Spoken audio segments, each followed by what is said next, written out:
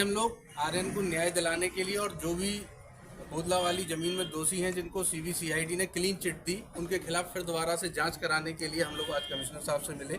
Commissioner साहब ने कहा कि साहब मेरे संज्ञान में 17 तारीख को आया और मैंने चिट्ठी मुख्यमंत्री जी को लिख दी है और आज हम लोगों को पूरा कोऑपरेट किया और आज आर्यन की पढ़ाई के लिए भी कहा पूछा और जल्दी हम लोग मुख्यमंत्री जी से भी अब मिलने के लिए समय लेंगे और यह पूरे प्रकरण में कि आर्यन को किस तरीके से राजनीतिक साजिशों से उन्हीं के मंत्रालय के मंत्रियों ने किस तरीके से भोले से बच्चे को 60 दिन जेल भेजा, ये पूनम में इसको जेल भेजा सिर्फ जमीन खाली कराने के लिए और उसमें जो संगीन आरोपी हैं जो भूमाफिया हैं और उनको जो जिनको क्लीन चिट दे दी है जिनमें कमल चौधरी मुख्य रूप से हैं, नेम कुमार जैन हैं और किशोर बघेल हैं, एक से एक जो टॉप क्लास के माफिया हैं। जिन सोचियो कि जे पहुंचा के नहीं तुम बच जाओगे।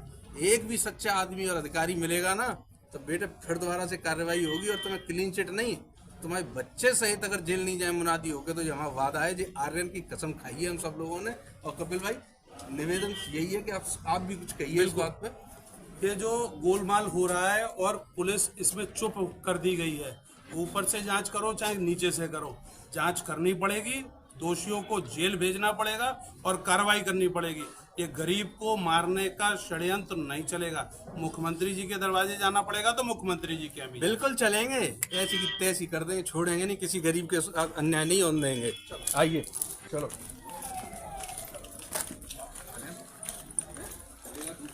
पूनम बोतला जमीन के चक्कर में भेज दिया, मेरे पति को जेल भेज दिया, गांजा लगा दिया था, गांजा रखा 9 किलो या 10 किलो मुझे पता नहीं है, उन्हें पकड़वा दिया। मैं पुलिस लाया थाने चौकी बहुत मैंने भागा दौड़ी करी तो तेरा पति बेचता है गांजा, कुछ रिपोर्ट नहीं लिखाई जाएगी, कोई रिपोर्ट ही नहीं ले रहा था मेरी।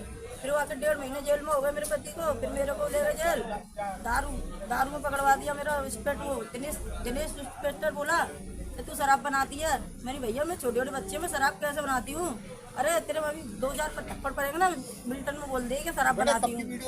मैं नहीं शराब बनाती जबरदस्ती जेल भेज दिया उसने। आज पुलिस आयुक्त क्या शासन मिला है यहाँ का आए उनसे मिलने नहीं सुनते।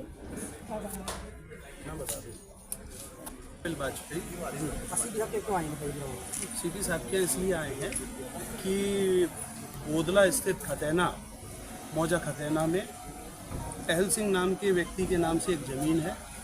उस ज़मीन को हड़पने की एक साजिश पिछले 2 साल से चल रही है। उसमें शराब मिली, उसमें गांजा मिला, उसकी बाउंड्री करने के प्रयास करे गए अवैध तरीके से लेखा जोखा बदलने का प्रयास करा गया तहसील के स्तर पर। परिवारों को पकड़ के मारपीट करी गई रोड पे, महिलाओं को पकड़कर जेल भेजा गया, बच्चों को जेल भेजा गया। भाई 2.5-3 साल का बच्चा किस प्रकार से गांजा बेच रहा होगा, मेरी ये समझ नहीं आता। ये किन लोगों ने किया? कमल चौधरी प्रमुख रूप से नाम आता है, उनका बेटा धीरू चौधरी, एक काले रंग की स्कॉर्पियो यहाँ आती थी, बताया जाता है किसी मंत्री का बेटा उसमें आता था। और ये सारा जब प्रकरण हो रहा था उस वक्त सबसे मजे की बात भ्रष्टाचार का लिमिट अगर आप देखें तो सीबीसीआईडी ने एक चमत्कार किया। इन सब आरोपियों को, जिसको पुलिस ने आरोपी बनाया, जिसने यहाँ पर वो मिली है, जिसके यहाँ से डकैती का सामान बरामद हुआ, वो क्या नाम है, किशोर बघेल, जिसने अभी पिछले दिनों एक व्यापारी की टांगे तोड़ दी, उसको इन सब अपराधियों को क्लीन चिट दे दी कि ये सब अपराधी नहीं है, एक नया ही अपराधी है।